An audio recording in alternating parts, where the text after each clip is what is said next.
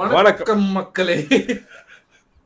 வணக்கம் மக்களே. தமிழ் சினிமால மட்டும் கிடையாது, இந்தியாவில இருக்கிற எந்த சினிமா வந்து ரிலீஸ் ஆனாலும் அதுல வந்து முக்கியமான விஷயம், அது முக்கியமா பேன் இந்தியா மூவி ரிலீஸ் ஆச்சு அப்படின்னா ஒரு முக்கியமான வேர்டு பயங்கர ஃபேமஸா போயிட்டு இருக்காது. என்ன அப்படின்னா 1000 கோடி. சோ இது ஏன் வந்துச்சு, இதனால வந்து என்னென்ன வந்து பிரச்சனைகள், இது உண்மையாவே தேவையா அப்படின்றதெல்லாம் வந்து இந்த 1000 கோடி சுத்தி தான் இந்த வீடியோ வந்து இன்னைக்கு வந்து இருக்க போகுது. இவர் பிட்டு வச்சிருக்காரு, ஏன்டா ஒண்ணும் ஃபர்ஸ்ட் ஆஃப் ஆல் 1000 கோடி அப்படின்ற விஷயம் வந்து எப்படி வந்துச்சு, எதனால வந்துச்சுன்றது வந்து ஃபர்ஸ்ட் பாத்துருவோம். எனக்கு தெரிஞ்சு இந்த கலெக்ஷன்ன்ற கான்செப்ட் வந்து மெயினா எப்போ வந்துச்சுன்னா ரெண்டு காரணம். ஒன்னு வந்து படத்தோட பட்ஜெட் எப்போ பெருசா பேசப்பட்டதோ அப்போ அது கான்ட்ரேரியா வந்துச்சு. அதுக்கு இல்லாம இன்னொரு சைடு வந்தது, படம் குப்பை படம், ஆனா எனக்கு ஒப்பேத்துறதுக்கு வேற எதுவுமே இல்லைன்ற பட்சத்துல நான் கலெக்ஷனை வந்து கொண்டு வந்து நிறுத்திப்பேன். கலெக்ஷனை வந்து அந்த யூனிக் செல்லிங் பாயிண்ட் மாதிரி கொண்டு வந்து நிறுத்துறது உண்டு. அது வந்து எப்படின்னா இந்த பெரிய பெரிய நடிகர்களுடைய ஃபேன்ஸ் வந்து அவங்களே சொல்லுவாங்க, ஏன்னா அவங்க வந்து ப்ரொடியூசருடைய பேரப்புல மாதிரி ஃபேன்ஸை தாண்டி ப்ரொடக்ஷன் ஹவுஸ்ல இருந்துமே வருதுன்ற. ஃபர்ஸ்ட் ப்ரொடக்ஷன் ஹவுஸ்ல இருந்து ரிலீஸ் பண்றதுக்கு முன்னாடி இவங்களே ரிலீஸ் பண்ணுவாங்க. ஆமா ஆமா, அப்படி பேசி விஜய் வீட்டுக்கு ரைட்லாம் போட்டானுங்க. பிகில் 300 கோடி அடிச்சுன்னு சொல்லி ரைட்லாம் போட்டானுங்க. இவனுக்கு என்னமோ ப்ரொடியூசர் வீட்டுக்கு பக்கத்துல இருந்து பாய் போட்டு படுத்த மாதிரி 300 கோடி 200 கோடி ஒரே நாளில் 150 கோடி ஃபர்ஸ்ட் எங்க தலைவர் தான் அடிச்சாரு அப்படின்னு சொல்லி பயங்கரமா பேசுவாங்க. பட் இந்த பர்டிகுலரா இந்த 1000 கோடின்ற விஷயம் வந்து எப்போ வந்து பயங்கரமா பூம் ஆக ஆரம்பிச்சது அப்படின்னா ஃபர்ஸ்ட் பாகுபலி. அவன் போயிட்டான் படம் கொடுத்து 2.0 படம் எல்லாம் எடுத்தா என்ன வருது. ஃபர்ஸ்ட் பாகுபலி 2 அதுதான் வந்து 1000 கோடி அடிச்சது இந்தியன் சினிமால.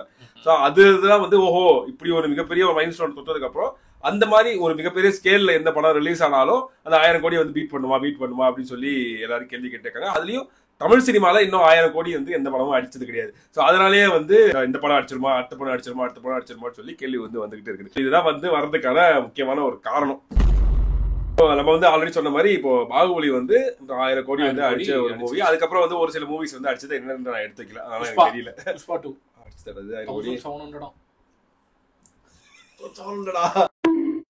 இப்போ நம்ம தமிழ் சினிமாவில் வந்து 1000 கோடி அடிக்கிறது சொல்லிட்டு இருந்தோம். அதுக்கு வந்து என்னென்ன காரணங்கள் இருக்கு அப்படின்றத பார்த்துட்டு இந்த 1000 கோடி தேவையா அப்படின்றத வந்து நம்ம வந்து பேசலாம். அது அப்படியே கூலியை பத்தி பேசலாம். இந்தியாவில் எல்லா சினிமாவுமே பேஸ்டான லாங்குவேஜ் தான், ஓகேவா, எக்ஸப்ட் ஃபார் பாலிவுட். ஏன்னாக்கா ஹிந்தி வந்து பெரும்பாலான ஸ்டேட்கள்ல பேசப்படுது. அபார்ட் ஃப்ரம் ஹிந்தி ஸ்பீக்கிங் வெளிநாட்டுல இருந்து வந்து பாக்குறவனுக்கு இந்தியானாலே ஹிந்தி தான் தெரியுது. அப்படி இருக்கிறப்போ அவங்களோட கவரேஜ் வந்து ஆட்டோமேட்டிக்கா அதிகமாயிடுது. பாலிவுட்டோட கவரேஜ் ஆட்டோமேட்டிக்கா அதிகமாயிடுது. அப்படியே ஃபாரின் கண்ட்ரி போகணும்னாலும் ஹிந்தி படங்கள் தான் மோஸ்டா ரெப்ரசென்ட் ஆகி போகுது. ஸோ அது வந்து கம்பேரிட்டிவ்லி அது ஒரு முக்கியமான விஷயம். ரெண்டாவது ஆடியன்ஸ்.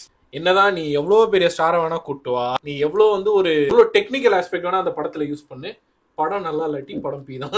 நீ எவ்வளோ பெரிய ஆக்டரா இருந்தாலுமே சரி, தக் லைஃபா இருந்தாலும் சரி, அண்ணாத்தையா இருந்தாலும் சரி, ஆடியன்ஸ் வந்து எவால்வ் ஆயிருக்காங்க. ஆக்சுவலா இங்க நல்ல படத்தையே சுமாரான படம் நம்ம சொல்லிட்டு இருக்கோம். அப்படி இருக்கப்போ ஆடியன்ஸோட எவல்யூஷன் இன்னொரு காரணம். இன்னொன்னு வந்து நீங்க சொல்றாரு ஒரு எழுதி வச்சிருக்காரு. எனக்கு வந்து ஃபர்ஸ்ட் காரணமா இருந்தது பார்த்தா அப்படின்னா டிக்கெட்டோடைய பிரைஸ். நம்ம இப்ப இந்த கூலி படத்துக்கே நம்ம புக் பண்றப்ப பார்த்தோம், சென்னையில நான் புக் பண்றப்போ ஈஸியா எனக்கு வந்து 150 ரூபாயில இருந்து 200 ரூபாய்க்குள்ள எனக்கு வந்து பிவிஆர் தியேட்டர்ல எனக்கு வந்து டிக்கெட் வந்து கிடைச்சது. ஃபர்ஸ்ட் டே ஃபர்ஸ்ட் ஷோவே எனக்கு வந்து கிடைச்சது. ஆனா இதுவே நான் பெங்களூர்ல பாக்குறப்போ ஈஸியா மினிமம் டிக்கெட் 400 ரூபாய். அது 400 ரூபான்னு இல்ல, 1000 ரூபாய் 2000 ரூபாய் வரைக்கும் போயிருக்கு. எல்லாமே வந்து ஃபுல்லா இருக்குது. அது வேற வந்து மீம்ஸ்ல பெருமையா எடுத்து போடுறாங்க, only 75 year old man can do this. அதெல்லாம் பெருமை கிடையாதா? உன் தலையில தான் மிளகா அரைக்கிறான். நல்லா இல்லாட்டி என்ன பண்ணுவீங்க? திரும்ப வாங்க முடியுமா? 1000 ரூபாய் 2000 ரூபாய்க்கு விற்கிறாங்க. ஃபுல் ஆயிடுச்சு அப்படின்னா லூஸ், நீ தான் லூஸ் மாதிரி புக் பண்ணிட்டு உட்காந்துருக்க. இதுல பெரிய வேற எடுத்து மீம் வர போடுறது ஒரு பக்கம் கொண்டு விடுங்க. சோ அந்த டிக்கெட் பிரைஸ் வந்து இப்போ நம்ம தமிழ் படத்துக்கு நம்ம தமிழ்நாட்டில் பார்த்தோம் அப்படின்னா ஒரு டிக்கெட் பிரைஸ் கிடையாது. ஸோ அப்படி இருக்கிறப்போ உன்னால வந்து அந்த 1000 கோடின்றது வந்து அடிக்கிறதுன்றது ரொம்ப கஷ்டம். அது மட்டும் இல்லாம சொன்ன மாதிரி படம் ஓரளவுக்கு சுமாரா இருந்துச்சு அப்படின்னா ஆடியன்ஸ் டக்குனு வெளியே வந்து நல்லா இல்லைன்றானுங்க. அதனால வந்து உன்னால அடுத்த ஷோஸ்ல வந்து திரும்பவும் அதே டிக்கெட் விலையை வச்சு விற்கிறது வந்து ரொம்ப கஷ்டமா போயிடும். இதுவே இன்னொரு பக்கம் யோசிக்கலாம், சரி அப்ப தமிழ்நாட்டிலயும் வந்து டிக்கெட் பிரைஸ் எல்லாம் வந்து அதிகமாக்கிட்டா 1000 கோடி அடிச்சிடலாமா? அப்பயே அடிக்க முடியாது, வரவே மாட்டோம். ஏன்னா ஆடியன்ஸ் வரமாட்டா. மிஞ்சி போனா ஃபர்ஸ்ட் டே செகண்ட் டே மட்டும் தான் அவ்வளவு பண்ண முடியும். ஃபேன் ஷோ மட்டும் தான் பண்ண முடியும். இந்த டிக்கெட் பிரைஸுக்கு அப்படியே இன்னும் கொஞ்சம் சம்பந்தம் இருக்கிற ஒரு விஷயம் தான் வந்து நம்பர் ஆஃப் படங்கள் ரிலீஸ் ஆகுது. நீ என்னதான் சூப்பரான படம் ரிலீஸ் ஆனாலும் சரி, அது வந்து மேக்சிமம் ஒரு மாசம் ஓடுறது ஒரு தியேட்டர்ல இல்ல ஒரு குறிப்பிட்ட ஊர்ல ஓடுறது வந்து ரொம்ப அதிகம். ஏன்னா அடுத்தடுத்த வெள்ளிக்கிழமை பார்த்தோம் அப்படின்னா ஒரு வெள்ளிக்கிழமையிலே 5-6 படங்கள் தமிழ் படங்கள் மட்டுமே ரிலீஸ் ஆகிட்டு இருக்குது. அதுவும் முக்கியமா பெரிய படம் எதிர்பார்த்து போய் நல்லா இல்லை அப்படின்னா உடனே சுவிட்ச் ஆயிடுறாங்க இந்த பக்கம். ஸோ காம்படிஷன் வந்து ரொம்ப அதிகமா இருக்குன்றதுனால ரொம்ப தரமான படங்கள் கொடுத்தா மட்டும்தான் அது வந்து இப்போ ஃபார் எக்ஸாம்பிள் இப்போ F1 மாதிரி நம்ம பார்த்துக்கிட்டே இருக்கோம். அது தொடர்ந்து ஷோஸ் வந்து எக்ஸ்டெண்ட் பண்ணிக்கிட்டே இருக்கான், ஐமேக்ஸ்ல எக்ஸ்டெண்ட் பண்ணிக்கிட்டே இருக்கான். அந்த ஐமேக்ஸ்லயும் சரி நார்மல் ஸ்கிரீன்ஸ்லயும் சரி தியேட்டர் எல்லாமே ஃபுல் ஆகிட்டே இருக்குது. அதுக்கான அந்த எக்ஸ்பீரியன்ஸா எனக்கு தியேட்டர்ல எனக்கு வந்து ஒரு 250 ரூபா 300 ரூபா கொடுத்து ஐமேக்ஸ்ல பார்த்தாலும் எனக்கு அது கொடுக்குது. ஸோ அதனால நம்ம போய் பார்த்துட்டு வரோம். இது வந்து 2வது காரணம், படங்கள் அதிகமா ரிலீஸ் ஆகுது. 3வது படங்கள் நல்லா இருக்க மாட்டேங்குது. அதுதான் சொன்ன பாரு, இந்த பாயிண்ட் தான் ரொம்ப ரொம்ப முக்கியமான ஒரு பாயிண்ட். நம்ம என்னதான் முட்டு கொடுக்கலாம், டிக்கெட் பிரைஸ் இப்படி ஆடியன்ஸ் இப்படி ஆடியன்ஸ் இப்படி இப்படின்னு. நம்ம தமிழ் சினிமால பெரிய ஹீரோஸ் ஆஃப்டர் பாகுபலிக்கு அப்புறம் என்னென்ன படங்கள் நடிச்சிருக்காங்க, ரஜினி, விஜய், அஜித். ஏன்னா இவங்க 3 பேரால மட்டும் தான் அவங்களுக்கு ஃபேஸ் வேல்யூ இருக்குது, பெரிய மார்க்கெட் இருக்குது, ஓவர்சீஸ்லயே அவங்களுக்கு மார்க்கெட் இருக்கு. இவங்க 3 பேரும் ஆஃப்டர் பாகுபலி என்னென்ன படங்கள் நடிச்சிருக்காங்க, அது வந்து உண்மையாவே 1000 கோடிக்கு ஒர்த்தான்றத பாத்துட்டோம்னா தமிழ் சினிமா லட்சணம் எப்படி இருக்குது அப்படின்றத நம்ம பாத்துடலாம். Okay, it's gonna be a roast video. First வந்து விஜய் அவர்கள் ஆஃப்டர் பாகுபலிக்கு அப்புறம் அவர் நடிச்சதா பாத்தீங்க அப்படின்னா பைரவா சூப்பர் படம், மெர்சல் சூப்பர் படம். மெர்சல் வந்து அறவேக்காடு, பைரவா மட்டம், சர்க்கார் அதே மாதிரி அறவேக்காடு. பிகில் வேகவே இல்ல, ஸ்டார்டிங் வந்து வேகல, தேவையில்லாதது. மாஸ்டர் வந்து இப்படி 50-50 சொல்லி மாஸ்டருமே அறவேக்காடு தான் முட்டு கொடுத்துருந்தாங்க கடைசி வரைக்கும். அது ஒண்ணு பண்ண முடியாது படம். சரி ஓகே விடுங்க. அடுத்தது பீஸ்ட், வாரிசு, லியோ, கோட். அடுத்தது வர அஜித் அவர்கள் விவேகம், விஸ்வாசம், நேர்கொண்ட பார்வை. நேர்கொண்ட பார்வை நல்ல படம். ஆனா அது வந்து கமர்ஷியல் ஆஸ்பெக்டான படமே கிடையாது. அதை வச்சு நம்ம 1000 கோடி வந்து இது ஏம் பண்ண முடியாது. அது நல்ல கருத்துள்ள படம், அது சூப்பர். வலிமை, துணிவு 2000 கோடி அடிக்கலாம். விடாமுயற்சி தேவையில்லை. ஜிபி நீ நான் சொல்றேன், உலக லெவல்ல அஜித் ஃபேன்ஸ் ஸ்ப்ரெட் பண்ணி விட்டீங்கன்னா 2000 4000 கோடி அடிக்கும் அந்த படம். அடுத்தது நம்ம கழுகு, அவருக்கு ஒரு காலா, பேட்டை 2.0 கேவலமா, தர்பார், அண்ணாத்த, ஐயோ, ஜெயிலர்.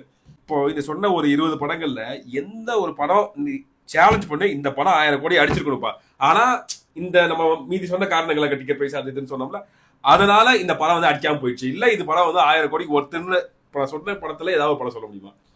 இதுல என்னன்னு சொல்ல முடியாதுன்றதா நிரந்தரமான உண்மை. அதை நானே சொல்லிடுறேன். இல்ல இப்ப இதுல வந்து 2 விஷயம். ஒண்ணு வந்து இத்தனை படங்கள் வந்திருக்கு, இதுல முக்காவாசி படங்கள் கமர்ஷியல் படம் தான். தமிழ் படங்கள்ன்றப்போ நம்ம ஃபர்ஸ்ட் பேசின மாதிரி major set of audience Tamil Nadu, அதை மிஞ்சி போனா கேரளா, தெலுங்கு, கன்னடால கொஞ்சம் இருக்கும். நார்த்ல இதோட டப்பிங் வெர்ஷன் போச்சுன்னா கொஞ்சம் ஒர்க்காக வாய்ப்பு இருக்கு. இப்ப அதனால இது கமர்ஷியல் படங்கள்ன்றதுனால இது எல்லாமே ஒரே கமர்ஷியல் டெம்ப்ளேட் தான். மெயின் ஆடியன்ஸை சத்தியமா இந்த படம் சாட்டிஸ்ஃபை பண்ணாது. ஏன்னாக்கா நம்ம ஆல்ரெடி பார்த்து ஓஞ்சு போன கமர்ஷியல் டெம்ப்ளேட், அதுக்குள்ள நீங்க என்ன அதிகமா புதுசா கொண்டு வர முடியும்? மாஸ்டர் மாதிரி ஒரு ட்ரை பண்ணலாம், அதை தாண்டி என்ன பெருசா கொண்டு வர முடியும்? அப்படி இருக்கிறப்போ சத்தியமா இந்த படம் 1000 அடிக்காது. இதுல என்னன்னா, இதுல ஒரு சில படங்கள்லாம் வந்து நார்த் ஆடியன்ஸ்க்கு ஒர்க் ஆயிருக்கும், நார்த் ஆடியன்ஸ் தெலுங்கு ஆடியன்ஸ்க்கு ஒர்க் ஆயிருக்கும், மேஜர்கள்லாம் தெலுங்கு ஆடியன்ஸ்க்கு நல்லா ஒர்க் ஆச்சு. அப்படி இருக்கிறப்போ இந்த ஆடியன்ஸோட டைவர்சிட்டி இருக்குல்ல, மேஜர் ஃபோக்கஸ் தமிழ்நாடு தான். ஆனா நம்ம ஆடியன்ஸ் ஆல்ரெடி எவால்வ் ஆகி போயிட்டாங்க. ஆனா அந்த பக்கம் பாத்தீங்கன்னா மேஜர் ஃபோக்கஸ் இல்ல, ஆனா அவங்களுக்கு படம் பிடிக்குது. அப்படி இருக்கிறப்போ ஆட்டோமேட்டிக்கா ஒரு இம்பேலன்ஸ் வந்துடும். அதுலயும் இந்த 1000 கோடி விஷயம் வந்ததுக்கு அப்புறம் புதுசா ஒரு பாயிண்ட் தோணுச்சு. 1000 கோடி புதுசா ஒரு விஷயம் வந்ததுக்கு அப்புறம் நம்ம படத்தை வந்து ஓகே இர்ரெஸ்பெக்டிவ் ஆஃப் லாங்குவேஜ் வந்து என்ஜாய் பண்றதை விட்டுட்டு நான் பெரிய படங்கள் சொல்றேன். நார்மலாவே வந்து நார்த் இந்தியன் மக்களுக்கும் சரி மற்ற ஸ்டேட்ல உள்ளவங்களுக்கும் சரி இது 1000 கோடிக்கு ஒர்த்தா, இது என்னன்னு நான் பாத்துறேன்னு சொல்லி ஒரு அந்த மாதிரி ஒரு நெகட்டிவ் மைண்ட் செட்ல போய் போறாங்களோன்னு ஒரு தாட் எனக்கு இருக்கு. அந்த ஒரு போட்டி ஆட்டோமேட்டிக்கா வர ஆரம்பிச்சிச்சோ, அதனாலேயே வந்து ஒரு படம் வந்து பயங்கரமா அடிவாகுதோ அப்படின்ற மாதிரி ஒன்று இருக்கு. பட் அதெல்லாம் இர்ரெஸ்பெக்டிவ் ஆஃப் எவ்ரி திங் நல்ல படம் எடுத்தீங்கன்னா ஓடும். இப்போ இதுவே வந்து ஒரு அயன் மாதிரி ஒரு படம், ஒரு சிவாஜி மாதிரி ஒரு படம், ஒரு துப்பாக்கி மாதிரி ஒரு படம், கில்லி மாதிரி ஒரு படம், இப்போ வந்து நான் சொல்றது அப்படியே இல்ல, பட் அந்த மாதிரி ஒரு கம்ப்ளீட்டான மூவி, பெருசா எதுவும் அந்த அளவுக்கு குறைகள் சொல்லப்படாத ஒரு மூவி வந்து இப்போ வந்துச்சான்னு கேட்டா வரவே இல்லை. ஆனா அதே மாதிரி இப்போ மத்த படங்கள்லாம் இருக்குல்ல, 1000 crores அடிச்ச மத்த படங்கள்லாம் இருக்குல்ல, அதெல்லாம் நல்ல படமான்னு கேட்டீங்கன்னா இல்ல, நான் ஒத்துக்க மாட்டேன், நல்ல படம் இல்ல. நான் அகைன் சொன்னதான், அந்த 1000 crores கலெக்ஷன் வந்து ஹைலி டிபெண்டன்ட் ஆன் ஆடியன்ஸோட டைவர்சிட்டி. எந்த அளவுக்கு மேஜர் ஆடியன்ஸ் அட்ராக்ட் ஆகுறாங்க. இப்போ ஒரு தெலுங்கு படம்னா மேஜர் ஆடியன்ஸ் யாரு என்னன்றது. புஷ்பாக்கெல்லாம் ஆந்திராவை தாண்டி நார்த் இந்தியால அவ்வளோ எக்ஸ்பெக்டேஷன் இருந்துச்சு. ஸோ அந்த பக்கம் நல்லா ஒர்க் ஆச்சு. ஆனா தமிழ்ல வந்து அந்த மாதிரி நடக்காது. இப்ப அதுவுமே இப்ப கூலிக்கு வந்து ஒரு பெரிய விஷயமா இருக்கும். இவ்வளவு வசூல் அதிகமா எடுக்காம இருக்கிறது காரணம் ஆப்போசிட்டா ஒரு மிகப்பெரிய படம் வார் 2 வந்து இந்த பக்கம் ரிலீஸ் ஆகுது. எப்படி அது பெரிய, சரி ஓகே, ஏன்னா பொதுவா பெரிய படம் சொல்லப்படுது. அப்படி இருக்கிறப்போ ஸ்கிரீன்ஸ் வந்து ஆட்டோமேட்டிக்கா கம்மியாகும். அதுவும் ஒரு விஷயமா இருக்குது. இப்ப நீங்க சொன்னீங்களா இந்த அயன், சிவாஜி இந்த மாதிரி படங்கள் இப்போ வந்தா 1000 crore அடிக்குமா? அடிக்கும் கண்டிப்பா. ஏன்? ஏன்னா நல்லா நல்லா இருக்கு. அந்த பாயிண்ட் தான் எனக்கு ஞாபகம் வந்துருச்சு. இப்போ ரீசெண்டா பாகுபலி, அதை தாண்டி அதுக்கப்புறம் வந்து இந்த 1000 crore எய்ம் பண்ண படங்கள் இருக்குல்ல, 2 பேரலல் கோல் இருக்கு. நல்ல படம் எடுக்கணும், 2வது பெரிய கோல் 1000 crore அடிக்கணும். அதுக்காக ரொம்ப ஆர்டிபிஷியலா பிளாஸ்டிக்கா நிறைய விஷயங்கள் ட்ரை பண்ணாங்க. ஆனா இதே நீங்க அயன், சிவாஜி இந்த மாதிரி படங்கள் எடுத்தீங்கன்னா எல்லாராலையும் ரிலேட் பண்ணப்படும். குளோபல் எமோஷன் இருக்கும் அதுல, எல்லாருக்குமே அந்த படம் முடியும். கதையை தாண்டி வெளியில எதுவுமே நமக்கு ரிலேட்டடா இருக்காது. கதைக்குள்ள ஆட்டோமேட்டிக்கா போயிடுவோம். கதை எல்லாருக்குமே புரியும், எல்லாருக்குமே ரிலேட் ஆகும், அந்த மாதிரி இருக்கும். அவ்வளவுதான் நான் சொல்லுவேன். இப்போ இந்த படங்கள் நம்ம பார்த்துருக்கோம் இல்லையா, இப்போ இந்த கல்கி இது பார்த்துருக்கோம்ல, இது வந்து படம் நல்லா இருக்கு, கதை வந்து முழுசா வந்து அப்படியே ஹோல்சமா இருக்கு இல்லைன்னு தாண்டி விஷுவலா பயங்கரமான எக்ஸ்பீரியன்ஸா இருக்குது. தமிழ்ல இப்ப நான் சொன்ன லிஸ்ட் ஆஃப் படங்கள்ல எதுவும் விஷுவலா பெருசா டிஃபரெண்டாலாம் எதுவுமே இருக்காது. மாசு இருக்கும். பொன்னியின் செல்வன் விட்டீங்க, அது சார் அது 50 கோடி அவரு பாக்கெட்ல வச்சுட்டு போயிட்டாரு. அவரு இவ்வளவுதான் எனக்கு கொடுக்குறேன் எனக்கு அப்படின்னு சொல்லி மனிதத்தை எடுத்துட்டு போயிட்டாரு. இப்ப இந்த 1000 கோடி லிஸ்ட்ல இருக்க படங்கள் வந்து ஏதோ ஒரு வகையில எனக்கு வந்து விஷுவல் ட்ரீட்டா இருக்குது. சோ அப்பார்ட் ஃப்ரம் கதையை தாண்டி ஆடியன்ஸ் அந்த விஷுவல் ட்ரீட்காகவே வந்து போயிருப்பாங்க. நம்ம என்ன சொல்லுவோம், ஜவான் வந்து அவ்வளவு காப்பி எப்படி, ஆனா அது தியேட்டர்ல பாத்துருந்தோம் அப்படின்னா அந்த சீன்ஸ்ல எப்படி அவ்வளவு பெரிய ஸ்கிரீன் எவ்வளவு பயங்கரமா இருந்திருக்கும். அந்த ஒட்டு வச்சதெல்லாம் நமக்கு தெரியாது. ஆமா, அப்படியே ஃப்ளோல பாத்துட்டு இருப்போம். அதுவும் ஹிந்தி சினிமா வந்து ஏங்கி கடந்தானுங்க, ஒரு ஹிட்டுக்காக ஏங்கி கடந்தானுங்க. பெருசா அவங்களுக்கு வரவே இல்லை. எஸ்ஆர்கேவே ஏங்கி தான் கடந்தாங்க. ஆமா, பயங்கரமான ஒரு வறட்சி கண்டுட்டு இருந்தானுங்க. அப்படி இருக்கிறப்போ அவங்களுக்கு அந்த ஜவான் வந்ததுக்கு அப்புறம் ஜாலி ஆயிடுச்சு அவங்களுக்கு. அவங்க இந்த பக்கம் விஜய் படம் பெருசா பாத்துருக்க மாட்டாங்க. நமக்கு தான் இந்த 20 நாள் நமக்கு தான் எஸ்ஆர்கே வந்து நம்ம அந்த மாதிரி நடந்துகிட்டு இருக்காருன்னு தெரியும். ஆனா அவங்களுக்கு இது தெரியாது. இப்போ இந்த 1000 கோடி விஷயம் வேற ஏதாவது வந்து இதனால அடிக்கல அதனால அடிக்கல அப்படின்றது ஏதாவது இருக்கா? டைரக்டர்ஸ் வறட்சி ஆயிட்டாங்க. நல்ல பாயிண்ட். போற பக்கம் ஒரு பாயிண்ட் ஒதுத்து போயிட்டான். இல்ல யோசிச்சு வச்சா மறந்தேன், இப்பதான் ஞாபகம். டைரக்டர்ஸ் வறட்சின்றதை தாண்டி அந்த பெரிய ஸ்கேல்ல ஒரு நல்ல ஒரு புது ஐடியாவை கொண்டு வர்றதுக்கு டைரக்டர்ஸ் கிட்ட அந்த ஒரு மூல வறட்சின்ற ஒண்ணு இருக்குல்ல, அது வந்து அதிகமா இருக்குது நம்ம கிட்ட. பெரிய ஹீரோஸ் வச்சு படம் எடுக்கிறதுக்கான டைரக்டர்ஸ் இங்க ரொம்ப கம்மி. எப்பவுமே நம்ம ரீசெண்டா படங்களை பார்த்தா லோக்கி லோக்கி லோக்கி இந்த பக்கம் நெல்சன் அப்படிலாம் ஹெச் இப்படியே தான் நம்ம போயிட்டே இருக்கோம். இல்ல இல்ல வேண்டாம் சார். அப்படி இருக்கிறப்போ ஒரு பெரிய ஸ்கேல்ல இப்ப நம்ம எந்த படம் தான் பயங்கரமா எதிர்பார்த்தோம், பொன்னியின் செல்வன் 1 and 2 தான் பயங்கரமா எதிர்பார்த்தோம். அதுல ஐடியா ஆல்ரெடி புக்ல வந்திருக்கு, எல்லாம் வந்திருக்கனாலுமே அதை ஒரு ப்ராப்பரான ஒரு 2 பார்ட்டா ஒரு படமாவே நம்மளால எடுக்க முடியல. அப்படி இருக்கப்போ புதுசா ஒரு கான்செப்ட், ஒரு பாகுபலி மாதிரி ஒரு கான்செப்ட், ஒரு அரசருடைய கதை, இல்ல வந்து ஏதோ ஒரு சூப்பர் ஹீரோட கதை, அதை வந்து பெரிய ஸ்கேல்ல மக்களை வந்து கன்வின்ஸ் பண்ற மாதிரி எடுக்கிறதுக்கான ஒரு மூளை ஒரு டைரக்டர் நம்ம கிட்ட இல்லைன்றதான் என்னுடைய கருத்து. வேற ஒண்ணும் இல்ல. அதுவும் கரெக்ட் தான். பெரிய ஆக்டர்ஸ் நம்ம இப்ப பெரிய ஸ்கேல் போனாலே ஆட்டோமேட்டிக்கா பெரிய ஆக்டர்ஸ்க்கு போக வேண்டியதா இருக்கு. பெரிய ஆக்டர்ஸ் போனா நம்மளால புதுசா ட்ரை பண்றது கொஞ்சம் கஷ்டமா இருக்கு. அவங்க போறதே புது டைரக்டர்ஸ்க்கு தான் போறாங்க. புது டைரக்டர்ஸால கண்டிப்பா அவ்வளவு பெரிய ஸ்கேலுக்கு எடுக்கிறது ரொம்ப கஷ்டம். ஏன்னா அவங்களோட எக்ஸ்பீரியன்ஸ் ஒரு விஷயம். ரெண்டாவது எக்ஸ்பீரியன்ஸ் டைரக்டர்ஸ்னால பெரிய ஆக்டர்ஸ்ல சின்ன ஆக்டர்ஸ் வச்சுமே எடுக்க முடியல, புது ஆக்டர்ஸ் வச்சுமே எடுக்க முடியல. இந்தியன் 2, கேம் சேஞ்சரு, டக் லைஃப் 2.0 இந்த மாதிரி ப்ரூவன் டைரக்டர்ஸ்மே இங்க ஃபெயில் ஆகுறாங்கன்றது வந்து ஒரு பெரிய ஒரு மனசங்கடமான ஒரு விஷயம். இன்னொரு விஷயம், கடைசி பாயிண்ட் என்ன அப்படின்னா, ட்ரிபிள் நம்ம என்ன பார்த்தோம், ஒரே இண்டஸ்ட்ரியில இருக்கிற 2 மிகப்பெரிய ஸ்டார்ஸ் வந்து ஒன்னா நடிக்கிறாங்க. தமிழ் சினிமால எப்படி நடந்திருக்கு கடைசியா? தமிழ் சினிமால அஜித் விஜய், ரஜினி கமல், விக்ரம் சூர்யா, அந்த பாசங்க வாஸ்கர் சொல்ற மாதிரி சொல்லிட்டு இருக்கேன். சோ இந்த 2 பெரிய ஆக்டர்ஸ உள்ளார கூட்டு வந்து நம்ம நடிக்க வைக்க முடியலை. சிம்பிளா ஒரு நார்மல் கதை, ஒரு யூசுவலா commercial template with Ajith and Vijay, இதர் 2 பேர்ல யாராவது ஒருத்தர் ஹீரோ ஒருத்தர் இல்ல 2 பேருமே ஹீரோ அப்படின்னு வச்சு வந்துச்சுன்னா அது 1000 கோடி உங்களால அடிக்குதோ இல்லையோ படம் வரதுக்கு முன்னாடி கான்ஃபிடன்டா சொல்ல முடியாது. சொல்ல முடியாது. ஏன்றது இப்ப நான் ஒரு தெளிவா ஒரு விளக்கம் சொல்றேன் பாருங்க. இப்போ ஒரு படத்துல விஜய் அஜித்துமே சேர்ந்து நடிக்கிறாங்கன்னு வச்சுங்க, ப்ரொடியூசருக்கு ஃபர்ஸ்ட் போற விஷயம் என்னவா இருக்கும்? மெயின்ல இவங்களை வச்சு நான் 1000 crore போறதுக்கு முன்னாடி இவங்க ஃபேன்ஸை சாட்டிஸ்ஃபை பண்ணி நான் ஒரு படம் எடுக்கணும். அவங்களுக்கு அதுக்கு முன்னாடி இவங்களுக்கு சம்பளம் கொடுத்து மாறணும். அடுத்தது வந்து ஃபேன்ஸை சாட்டிஸ்ஃபை பண்ணணும். ஆட்டோமேட்டிக்கா அந்த என்ன பண்ணுவாரு, எனக்கு ஃபர்ஸ்ட் டே கலெக்ஷன்ல என்னோட போட்டதை எடுத்துணும்னு நினைப்பாரு. ஃபர்ஸ்ட் டே கலெக்ஷனுக்கு யார் வருவா? ஃபேன்ஸ் தான் வருவாங்க. அப்ப டைரக்டர் எல்லாம் என்ன பண்ணும், இப்ப 2 பெரிய ஸ்டார் இருக்காங்கன்னா இப்ப இவங்க 2 பேருக்கு நான் ஏதாவது சீன் வைக்கணும், இவங்க 2 பேர் ஃபேன்ஸ் இது பண்ற மாதிரி ஒரு சீன் வைக்கணும். நான் ஃபர்ஸ்ட் ஒரு பாயிண்ட் சொல்லியிருப்பேன், நம்ம 1000 crore அடிக்கிறதுக்கு நம்ம ஆடியன்ஸ் எவால்வ் ஆனது ஒரு காரணம். இன்னொரு காரணம் நம்ம ஆடியன்ஸ் டிவால்வ் ஆகுறதும் தான். என்னதான் எவால்வ் ஆனாலும் அந்த ஃபேனிசம்னு ஒண்ணு இருக்குல்ல, அந்த கன்னிசம் இருக்குல்ல, அது வந்து ரொம்ப ரொம்ப ரொம்ப ரொம்ப மோசமா இருக்கு நம்ம இதுல. நீங்க என்னதான் மத்த எந்த இண்டஸ்ட்ரி வேணா எடுத்துக்கோங்க, அவங்களால ஈஸியா ஒன்னா சேர்ந்துட முடியுது. அவங்க ஃபேன்ஸ்க்கு சண்டை இருந்தாலுமே அவங்க ஒன்னா சேர்ந்துட்டாங்கன்னா முடிஞ்சுது. ஆனா இந்த இடத்துல என்னதான் நமக்கு தெரியும் ஆக்டர்ஸ்குள்ள பிரச்சனை இல்லை, அவங்க பாட்டு ஜாலியா இருப்பாங்க. இப்போ வரைக்கும் அணிலாமை சண்டை போய்கிட்டே தான் இருக்கும். இதுல கழுகு காக்கா சண்டை வேற நடுவுல வர வருது. சொல்ல வந்த பாயிண்டா அப்படியே பாதியில இருந்து பிடிக்கி கம்ப்ளீட் பண்ணிட்டான். அவ்வளவுதான். சோ இத்தனை காரணங்கள் எடுத்து வந்து கொட்டிருக்கோம் மக்களை. 1000 கோடி இதனாலதான் அடிக்க முடியல அப்படின்னு. இப்ப நம்ம வந்து இந்த 1000 கோடி விஷயங்கள் வந்து ஏன் அடிக்கல அப்படின்ற பேசியிருந்தோம். இப்ப இந்த 1000 கோடி எதிர்பார்ப்புனால நம்ம தமிழ் சினிமாவில் நடக்கிற மோசமான விஷயங்கள். ஃபர்ஸ்ட் மோசமான விஷயம் வந்து நம்ம ஆல்ரெடி பேசின மாதிரி ஒரு விஷயம் தான், pan Indian gimmick. Pan Indian மூவியா ஒரு மூவி இப்போ ரீசெண்டா பாத்தீங்கன்னா தமிழ்நாட்டுல இருந்து ரிலீஸ் ஆனது மகாராஜா. அது வந்து சைனா ஜப்பான் எல்லாம் போய் அங்க இருக்க மக்கள் எல்லாம் ரியாக்ஷன் கொடுக்குற வீடியோ எல்லாம் பயங்கர ட்ரெண்ட் ஆச்சு.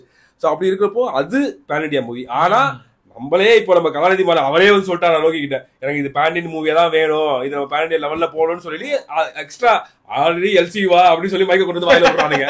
இதுல இவரு வேற வந்து இல்ல பேன் இண்டியன் மூவியா போகணுன்றதுக்காக அந்த ஒரு கிம்மிக்காகவே இப்ப எல்லாருமே வந்து ஒவ்வொரு இதுல இருந்து ஒவ்வொரு ஸ்டார் எடுத்து போடுறாங்க. எல்லாரும் சொல்லலாம் இதுல நான் வந்து அவர் ஜஸ்டிபிகேஷன் இருக்குது, இல்ல இவர் நடிச்சாதான் வந்து நல்லா இருக்கும், அதனாலதான் இவர் நான் கூட்டு வந்தேன்னு சொல்லி எல்லாம் சொல்லலாம். மேபி 1 or 2 ஆக்டர்ஸ் வர்றது எனக்கு பிரச்சனை கிடையாது. இப்ப நாகார்ஜுன நான் வில்லனா பார்க்கணும்னு ஆசைப்பட்டிருக்காரு, அதனால கூட்டு வந்தாரு, சூப்பர், ஓகே. ஷௌபின் வந்து ஒரு வில்லன் கேரக்டர் பண்ணா நல்லா இருக்கும், அவர் கூட வந்தாரு, ஓகே. ஆனா தேவையில்லாம அமெரிக்கான் உள்ள வர்றது, அது இல்லாம வந்து உபேந்திரா உள்ள வர்றது, சோ இது தேவையில்லைன்னா நம்ம அந்த கேரக்டர் இவங்க தான் நடிச்சாகணும்ன்றது கிடையாது. அதே மாதிரிதான் ஜெயிலர்லயும் மோகன்லால் உள்ள வந்திருப்பாரு, சிவகுமார் உள்ள வந்திருப்பாரு, சிவராஜ்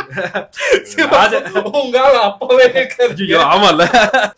அவர் சொல்லலாம் நம்ம வந்து கதை டிமாண்ட் பண்ணுது, கதையை எப்படி வளர்ச்சி கொண்டு போய் வேற ஸ்டேட்ல ரஜினி போய் ஹெல்ப் பண்ணி கேட்கற மாதிரி எல்லாம் பண்ணாங்க. ஆனா அது வந்து கதை வந்து பெருசா அந்த ஆக்டர்ஸ் வந்து டிமாண்ட் பண்ணல.